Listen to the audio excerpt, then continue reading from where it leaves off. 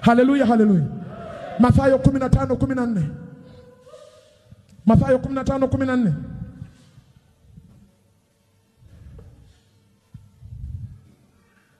Mathayo 15:14. Ndio.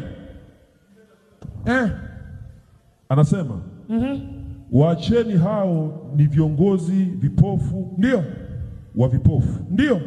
Na kipofu akimwongoza kipofu mwenzake watatumbukia shimoni wote wawili. Sawa. 14 tu. Waacheni hao ni viongozi vipofu wa vipofu. Sio vipofu wa macho, upofu wa akili.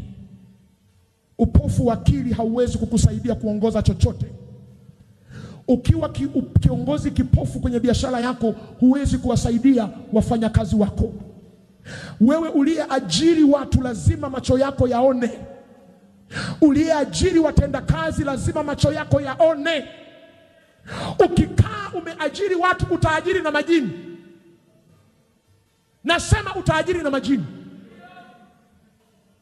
Kuna watu wengi mna house girl hapa. Kamuulize Mungu, hiyo house girl ni nani?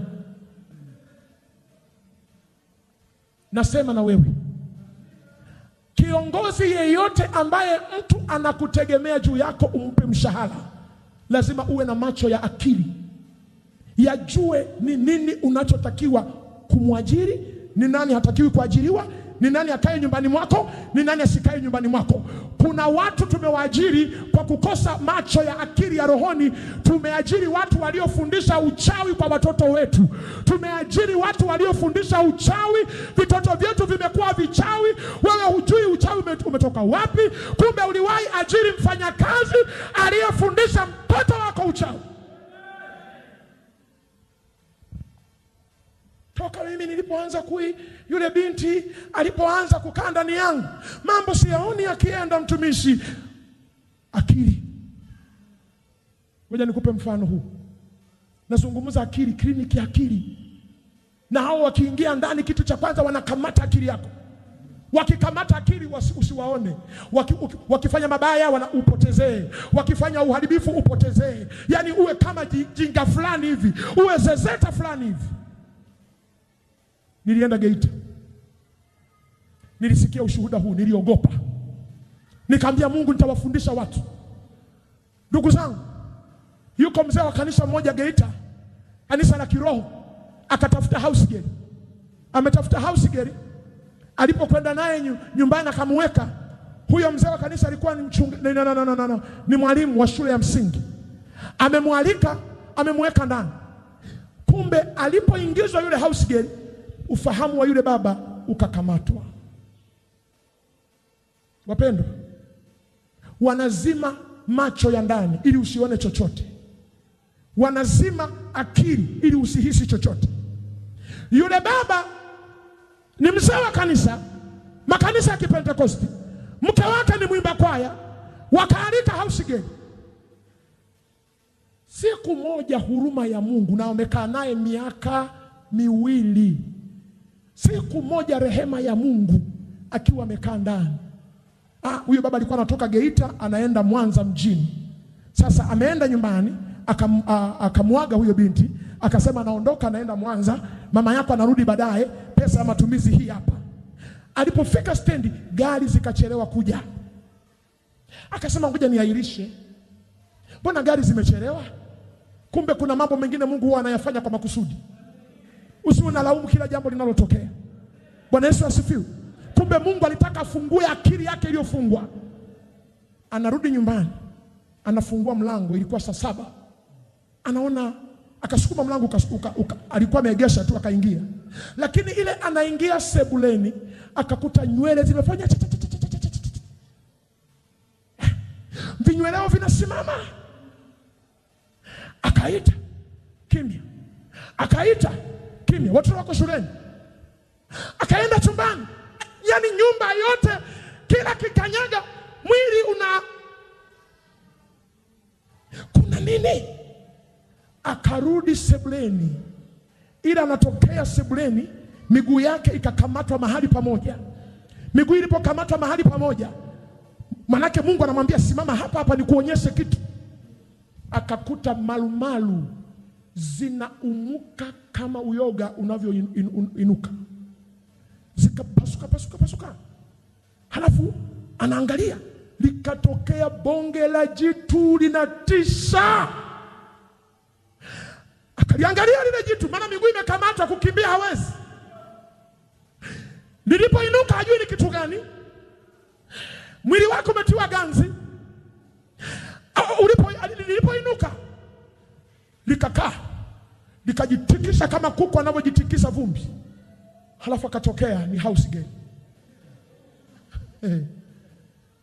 Anasema tulitazamana dakika 5. House girl ananitazama, mimi namtazama, hakuna anayejibu, hakuna anayeuliza. Baada ya dakika 5 nikauliza, umetoka wapi?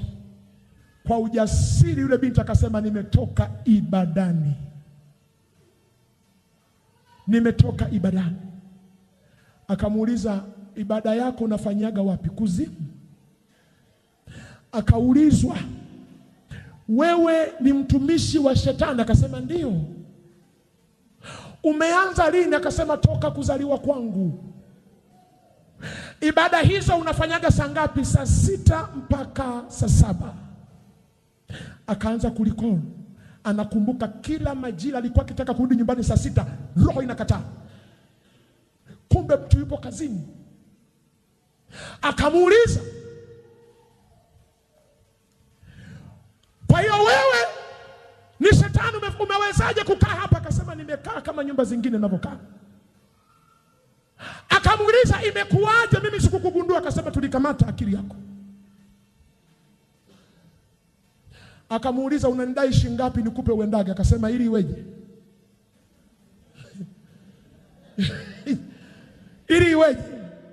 Akamwambia, naomba uende tu kwa amani, maana wewe tumeishi vizuri kabisa hapa nyumbani, naomba tu uende ukawasalimie wazazi. Akasema, sikia, na ujua moyo wako unataka kunifukuza hapa. Uliyenileta sio wewe, nitaondoka kwa amri ya walionileta, sio kwa amri yako. Nitaondoka kwa amri ya walionileta, siondoki kwa amri yako. Waliokuleta wakina nani? Anasema nipo kazini hapa, nipo kazini. Muda wangu ukiisha nitaondoka. Na ole wako umwambie mtu, si umeona nilikotoka? Mzee wa kanisa za rohoni akaanza kushuhudia baada ya yule mtu kuondoka. Kumbuka nasema tulikamata nini? Akili. Nakupa ushuhuda mwingine. Huko Geita tumealikwa, tumeenda Geita, mimi na baba Elia Geita kuhubiri mkutano. Kuna lango kubwa sana kule. Tumeenda kuhubiri, tukatokea kwa mchungaji mmoja, simtaji jina lake. Yule mchungaji, mimi tukiwa pale, kuna vitu Mungu alituonyesha. Tukajaribu kumwambia kuna hivi na hivi, akasema sikilizeni niwashuhudie. Anasema mimi nimekuja Geita hapa, nina nguvu ya Mungu usipime. Nilikuja na mke wangu na watoto na kila kitu kuja kufanya kazi hapa. Kumbe kuzimu inamuwinda namna gani ifyonze nguvu alionayo, namna gani imalize nguvu alionayo. Wakamuondoa house girl aliyekuwa naye wa miaka yote, aliyelea watoto wake. Binti tu akasema mimi naondoka, mama ameniita, wewe kaa, mimi naondoka. Akaondoka, ajaribu kutafuta hapati, ajaribu kutafuta hapati. Mzee wake wa kanisa mmoja akamwambia, naomba nikuletee house girl mchungaji, naona unahangaika. Asante mama, ubarikiwe. Kumbe yule mzee wa kanisa naye ni mission moja, ametumwa tengeneze njia ambayo atampata yule mchungaji. Walipofika wakamletea binti. Binti amekaa hapo, kumbe ana mission kamili. Ulipofika muda, mchungaji amekamatwa akili. Maana anapofika yule binti alikuta mama mchungaji ni mjamzito miezi minne. Sisi tunaenda mwaka wa 5, ana miezi 4 ile ile. Sijui kama mmenielewa. Naomba tunzeni hao watoto.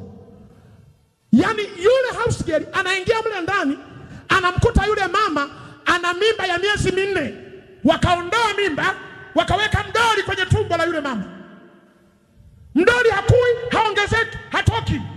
Akienda kliniki kliniki wanaiona mimba, lakini baadaye wakasema tunaona tu uvimbe tu. Alikuwa na kadi ya kliniki. Siku moja yule mtoto wamefyonza nguvu zote, limebaki kopo. Akamwambia baba, na shida ya kuongea na wewe. Akamwambia ongea. Akasema kuna vitu nataka nikwambie vigumu, ila naomba unisikilize. Baba akafunguka, mtoto akafunguka. Alimueleza, kamwambia wewe unavokuja hapa Geita ulikuwa tishio sana kwenye kambi yetu. Ulikuwa tishio sana kwenye kambi yetu. Uliharibu vitu vyetu vingi, viliharibika. Ulibomoa ngome zetu, zilibomoka. Tulipoona namna gani tunakuteka, tukakutengenezea mission ya kukukamata. Mimi nimeletwa hapa sio house girl. Mimi nimeletwa hapa ni mtu mkubwa sana kule kuzimu. Nilituma kufanya kazi ya kumaliza nguvu. Na hivi nakuambia kwa sababu nguvu zako zote hata moja hauna. Akamwambia unaona mke wako ana mimba miezi 4? Ana miaka mingapi? 5. Ni sisi tulitoa huyo mtoto, tulipeleka kwenye chungu, humo tumemwekea mdoli. Hakuna kitu chochote hapo. Wakamletea mtoto, akili ndio zinafunguka sasa. Akili zimefunguka sasa. Unamwona mtoto wa mwanamke fulani, mwanamke mmoja mjane kanisani, ghafla kadaka mimba.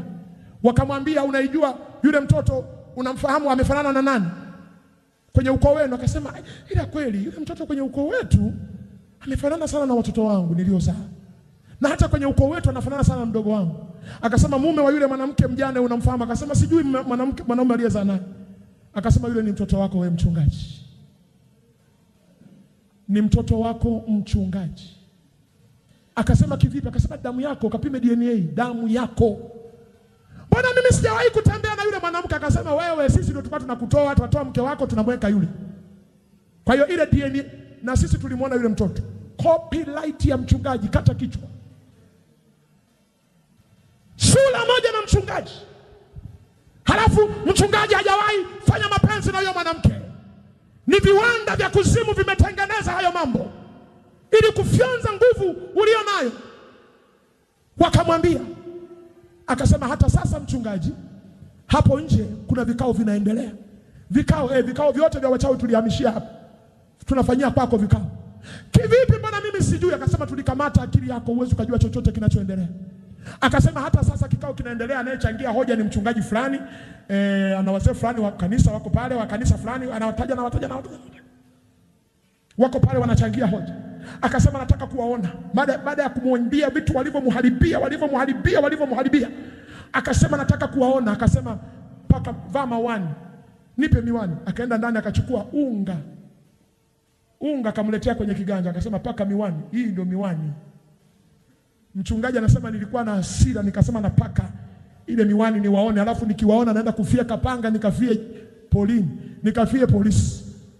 Anasema alivyokuwa anachukua ule unga ili apake macho, alipigwa kofi na mtu asiyemuona, kofi la maana. Acha hicho unachofanya. Nini nakwambia haya?